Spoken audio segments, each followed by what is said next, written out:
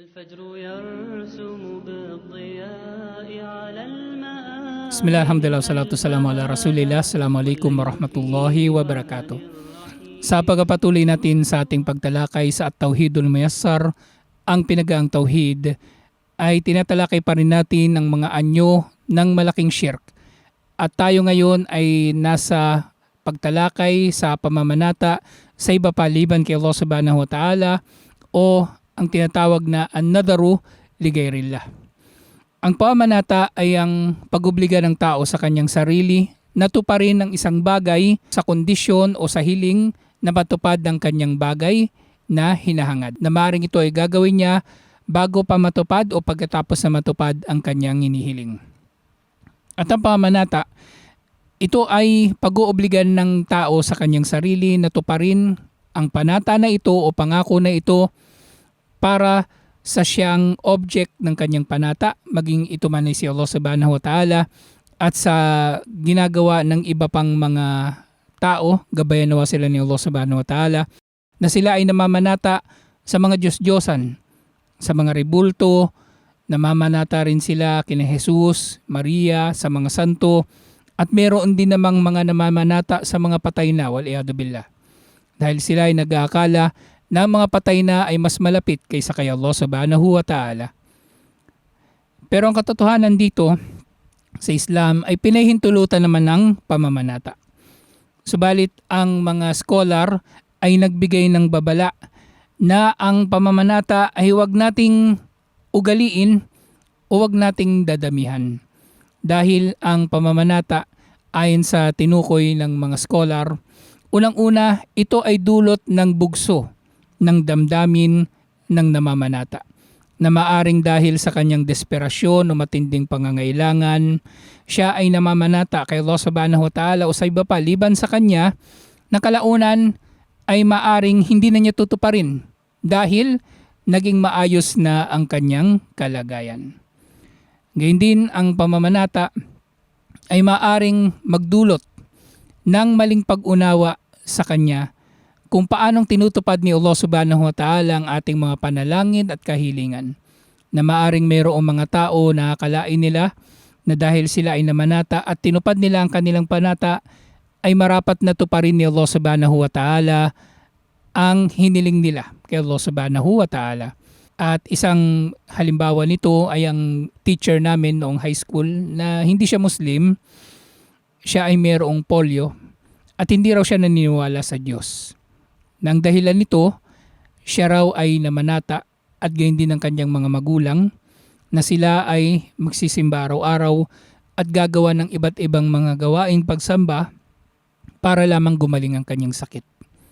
Pero hindi gumaling ang kanyang sakit at siya ay lumaki at tumanda na siya ay mayroon pa ring kapansanan at dahil dito ay tuluyan niyang itinakwil ang paniniwala sa Diyos. Waliyadu billah. At isa pang maling idudulot ng labis-labis o sobra-sobrang pamamanata ay maaring magdulot ito na ang tao ay maniniwala na ang panata ay sapat na upang mabago ang pagtatakda ni Allah subhanahu wa ta'ala. Subalit walang katotohanan dito dahil ang pagtatakda ni Allah subhanahu wa ta'ala ay naitala na ni Allah subhanahu wa ta'ala bago pa likhain ang sangkatauhan. Merong iba't ibang mga uri ng panata.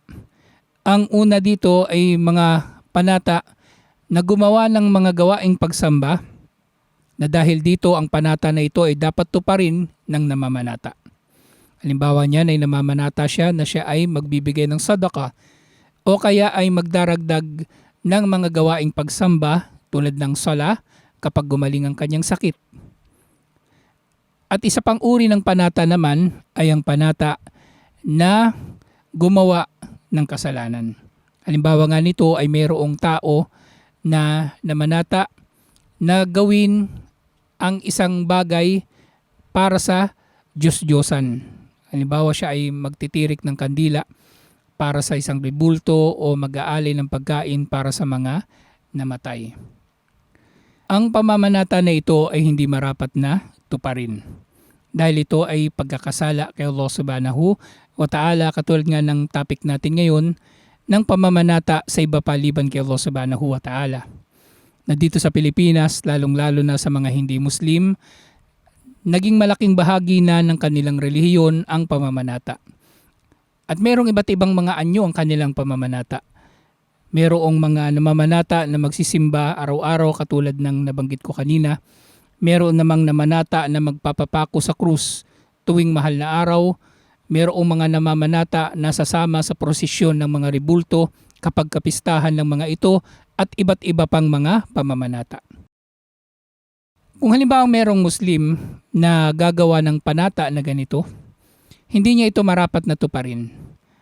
Bagkus ay marapat na magbalik loob siya kay Allah subhanahu wa ta'ala mula sa mga gawaing ito dahil ang mga ito ay pagtatambal kay Allah subhanahu wa ta'ala. At maaari rin naman na ang isang namanata ay magbabago ng kanyang isip at hindi na lamang tutuloy sa kanyang panata. At sa bawat pagkakataon na ang tatlong uri ng panata na ito ay mababali, maging ito man ay panata na dapat tuparin o panata na hindi dapat tuparin o panata na nagbago ang isip ng tao rito, siya ay marapat na magbayad ng tinatawag na kafaratul aiman. Ang kabayaran na ito ay ang pagpapakain ng 10 may hirap na tao sa pamagitan ng pagkain na normal na kinakain sa kanilang lugar. O kaya ay pagbibigay sa kanila ng damit para sa 10 may hirap na tao na ito o pagpapalaya sa alipin. At sino mang walang kakayanan na gawin ang alinman sa tatlong ito ay maaari siyang mag-ayuno ng 3 araw na magkakasunod-sunod. At para sa siyang namanata, para sa iba paliban kay Allah subhanahu wa ta'ala, at nalaman nga niya na ang gawain pala na ito ay mali, ay marapat na siya ay magbalik loob kay Allah subhanahu wa ta'ala at tuparin pa rin niya ang kafaratul aiman o ang kabayaran sa binaling panata o panunumpa bilang kabayaran dito kahit pa ang kanyang panata ay nagdudulot na siya ay magkasala. Na dito alhamdulillah ay nilinaw ng ating mga scholar ang usapin ng pamamanata mula sa mga batayan sa Quran at sa Sunnah ni Propeta Muhammad sallallahu alaihi wasallam na maaring ang mga bagay na ito ay hindi natin may isip bilang mga pangkaraniwang Muslim.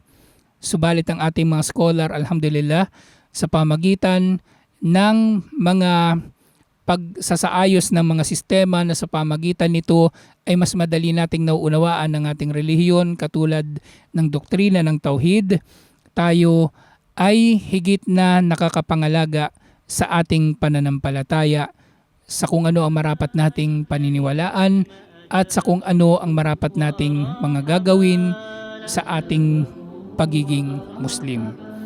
At hanggang dito na lamang. Wassalamualaikum warahmatullahi wabarakatuh.